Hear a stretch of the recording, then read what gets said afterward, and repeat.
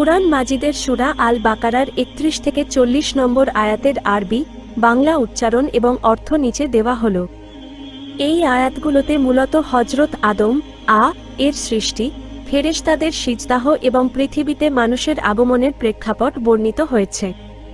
সূরা আল বাকারা, আয়াত ৩১-৪০, আয়াত নম্বর আরবি টেক্সট ও উচ্চারণ বাংলা অর্থ। ৩১ উচ্চারণ ওয়া আল্লামা আদামাল আসমা কুল্লাহা।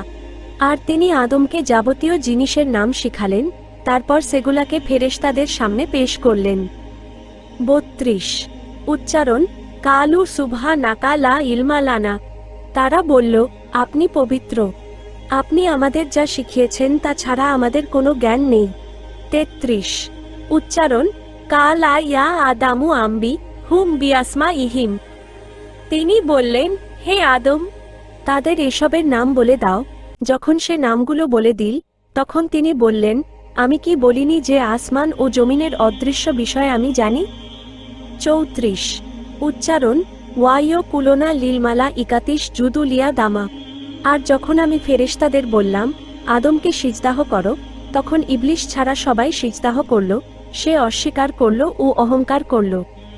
৩৫ উচ্চারণ ওয়া কুলোনা ইয়া আদামুস কুন আন্তা ওয়া জাওজুকা আল জান্নাতা। আর আমি বললাম, হে আদম, তুমি ও তোমার স্ত্রী জান্নাতে বসবাস করো এবং যেখান থেকে ইচ্ছা স্বাচ্ছন্দ্যে আহার করো, কিন্তু এই গাছটির কাছে যেও না। ৩৬ উচ্চারণ ফায়াজাল্লাহুমা শাইত্য নু আনহা। অতঃপর শয়তান তাদের সেখান থেকে পদস্থলিত করল এবং তারা যেখানে ছিল সেখান থেকে তাদের বের করে দিল।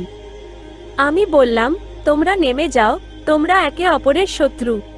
৩৭ উচ্চারণ ফাতালাক্য আদামুমির রাব্বিহি কালিমা ৩।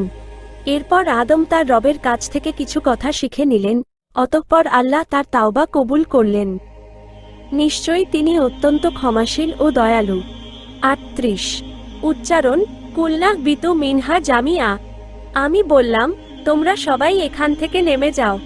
পরে যদি আমার পক্ষ থেকে তোমাদের কাছে কোনো হিদায়াত আসে, তবে যারা তা অনুসরণ করবে তাদের কোনো ভয় নেই। ৩৯ উচ্চারণ ওয়াল্লাজিনা কাফারু ওয়া কাজ্জাবু বিয়া আতিনা। আর যারা কুফরি করবে এবং আমার নিদর্শনগুলোকে অস্বীকার করবে, তারাই আগুনের অধিবাসী, সেখানে তারা চিরকাল থাকবে।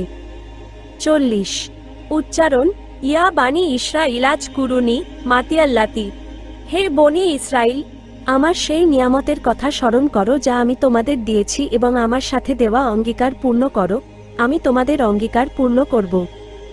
সংক্ষেপে মূল বিষয়বস্তু মানে এই আয়াতগুলোতে আল্লাহ তাআলা মানুষের শ্রেষ্ঠত্ব, জ্ঞান প্রমাণ করেছেন। আদম কে জ্ঞান দেওয়ার মাধ্যমে ফেরেশতাদের ওপর তার মর্যাদা প্রতিষ্ঠিত হয়। ইবলিসের অহংকার এবং পতনের কথা বলা হয়েছে। সবশেষে মানুষকে সতর্ক করা হয়েছে যে আল্লাহর হিদায়াত বা পথনির্দেশ মেনে চললে কোনো ভয় নেই, কিন্তু তা অস্বীকার করলে ভয়াবহ শাস্তি পেতে হবে।